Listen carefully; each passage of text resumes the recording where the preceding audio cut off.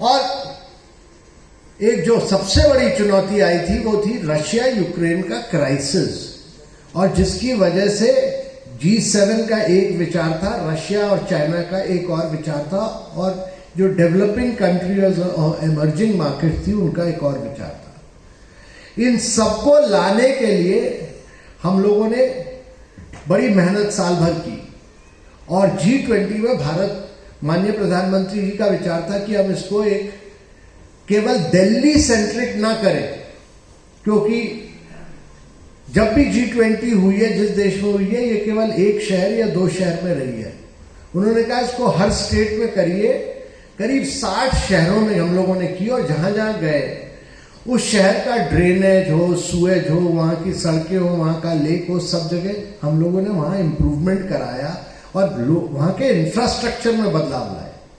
तो G20 हम एक पीपल्स प्रेसिडेंसी हम लोगों ने की, और यह था कि G20 एक रिच मैन्स बॉडी ना हो, एक दिल्ली सेंट्रिक ना हो, बल्कि पीपल्स प्रेसिडेंसी हो। तो हर स्कूल में गए, हर कॉलेज में गए, वहां मॉडल G20s की हमने ऐसे कॉन्टेस्ट किए, बच्चों को इन्वॉल्व किया, सबको इन्वॉल्व किया, और हर स्टेट में जो किया उसका लक्ष्य ये था कि जो टूरिस्ट आएगा वो एक भारत का ब्रांड एम्बेसडर और प्रतिनिधि बन के जाए, और फिर बाद में अपने फैमिली मेंबर्स को लाए और वो अपने देश में भारत का रिप्रेजेंटेटिव बने।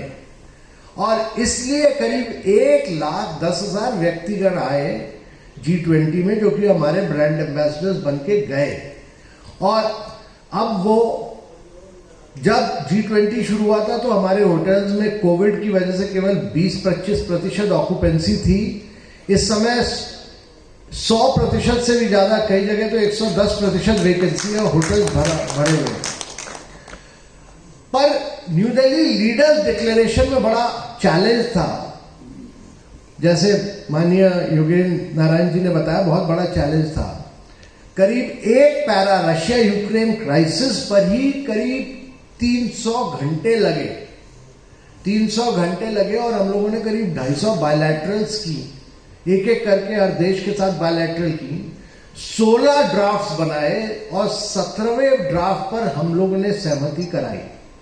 और बहुत बड़ा चैलेंज था, और 17वें ड्राफ्ट पर भी बहुत बड़ा चैलेंज था कि हम, भारत एक अकेला देश था जो कि G7 को, रशिया को, चाइना को, सारे डेवलपिंग कंट्रीज को एक टेबल पर लाकर एक सहमति बना पाया।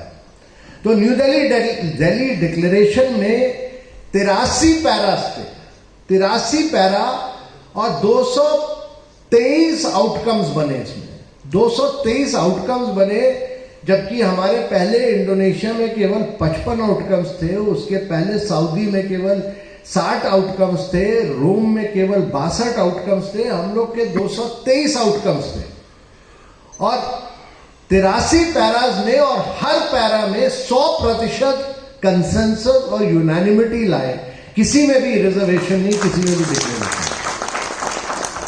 तो ये भारत ने जो अचीव किया वो बड़ा एक गुडविल का काम किया। और ये बताना आप लोगों को जरूरी है कि ये एक युद्ध चल रहा था, करीब 2 साल से रशिया यूक्रेन का युद्ध चल रहा था। तो युद्ध के बारे में जो हमने कहा कि हम लोगों ने जो पैरा बनाया उसका टाइटल किया था planet people peace and prosperity, planet people peace and prosperity. और इस एक पैरा पर 300 घंटे लगे थे, और उस पैरा में हम लोगों ने जो कहा था वो ये कहा था, जो बेसिक प्रिंसिपल्स थे यूएन के, उस पर हमने फोकस किया था कि all states will refrain from the threat or use of force or seek territorial acquisition against the territorial integrity and sovereignty or political independence of any state. और जैसे जस्टिस नगेन सिंह जी की जो विजन थी उसमें कहा था the use of threat or use of nuclear weapons is inadmissible. तो हम, और हमने ये भी कहा We call on all states to uphold the principles of international law, including territorial integrity and sovereignty, international humanitarian law, and the multilateral system that safeguards peace and stability. The peaceful resolution of conflicts and efforts to address crises as well as diplomacy and dialogue are critical. तो जो principles थे United Nations के, जो justice Nagendra Singh ji का जो vision था, उसको भारत ने G20 के समय पूरा इंप्लीमेंट किया और इसी वजह से भारत को एक सफलता मिली। ये पहले कभी नहीं हुआ था कि सारे पैराज में 100% कंसेंसस आए जो भारत अचीव कर रहा है। तो इसमें कई चैलेंजेस थे और ये इसलिए कर पाए क्योंकि शुरू से जो हमारी फिलॉसफी थी वो वसुदेव कुटुंबकम और माननीय प्रधानमंत्री का जो विजन था कि one earth, one family, one future, कि सारी दुनिया में एक कॉस्मोस से आए और हम एक अर्थ और एक परिवार की तरह काम करें, और वो भारत करने में सफल रहा पूरा। इसके पहले जैसे बताया गया, मैं केरला कैडर का हूं और जब मैं केरला कैडर गया तो मुझे ये टूरिज्म सचिव वहां काम करने का अवसर मिला।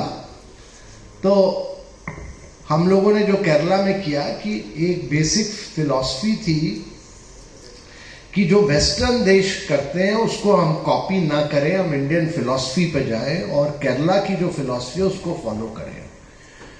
और तो हमने कहा कि केरला का जो ट्रेडिशनल कैरेक्टर है उस पर फोकस करके हम जाएं।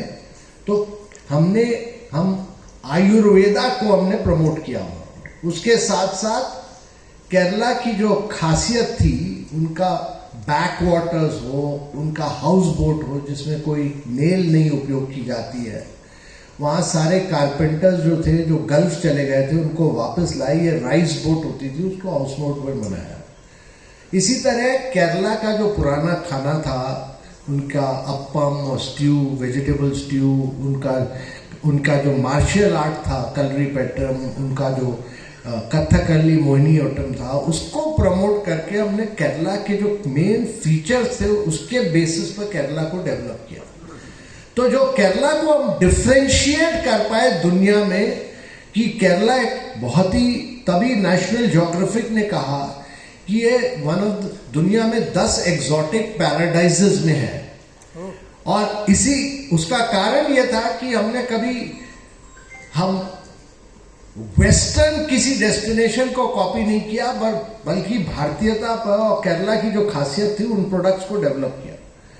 बाद में जब मैं टूरिज्म मिनिस्ट्री में मेरी पोस्टिंग हुई तो यहाँ इनक्रेडिबल इंडिया जो कैंपेन हुआ, वहाँ पर भी हम लोग ने योगा, आयुर्वेदा, मेडिटेशन, इन सब चीज़ों को प्रमोट किया।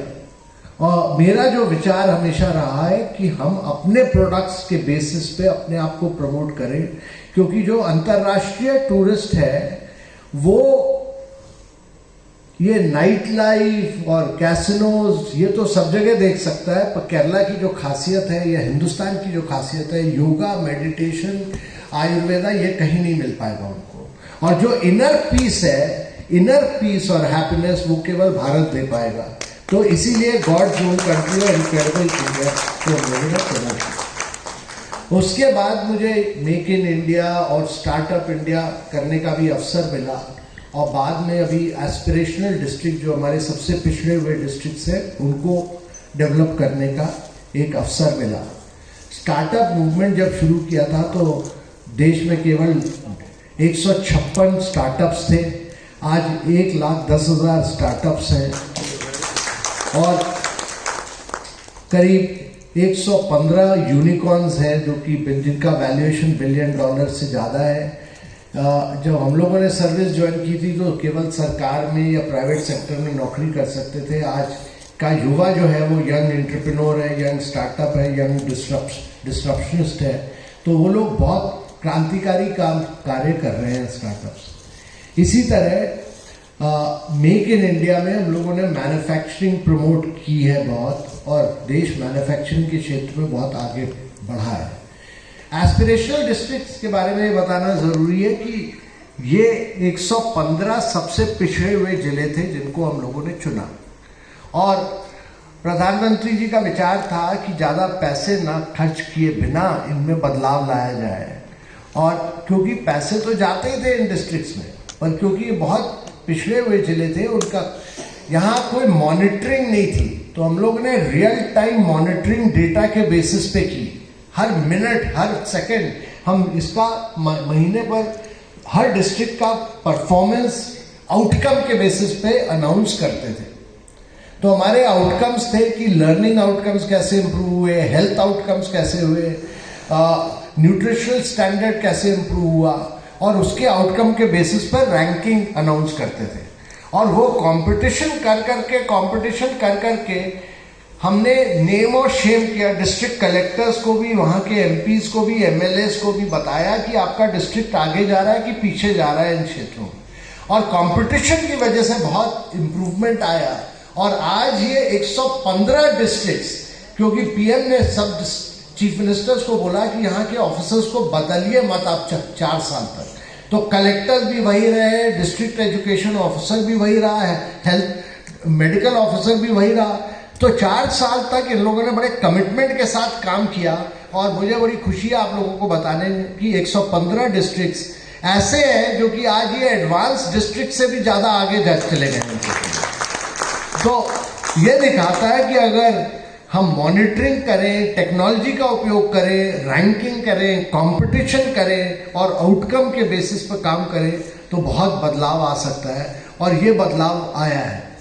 तो कई क्षेत्रों में मुझे कुछ कार्य करने का एक अवसर मिला, जो कि आईएएस में बड़े लार्ज स्केल पर ट्रांसफॉर्मेशन करने का एक मौका मिलता है, और ये एक मौका मिला मुझे। और मैं मुझे गवर्नमेंट ने, केरला गवर्नमेंट ने और भारत सरकार ने ये अवसर दिए कि मैं कई जगह काम कर सकूं, और मैं इसलिए बहुत इंटरनेशनल गुडविल सोसाइटी और ज्यूरी का बहुत बहुत धन्यवाद देता हूं, और माननीय श्री योगेंद्र नारायण जी के, जो हमारे सबसे सीनियर मोस्ट ऑफिसर रहे, मैं इनका बहुत बहुत धन्यवाद देना चाहूँगा। मैं डॉक्टर भटनागर और बाकी दीनदयाल अग्रवाल जी का, सबका बहुत बहुत धन्यवाद देना चाहूँगा कि उन्होंने मुझे इस लायक समझा कि मैं justice Nagin Singh international peace award receive कर पाऊँ।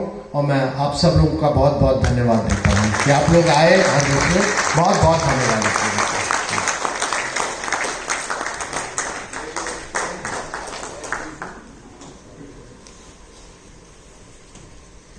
Thank you for sharing many significant details with us and for your precious time.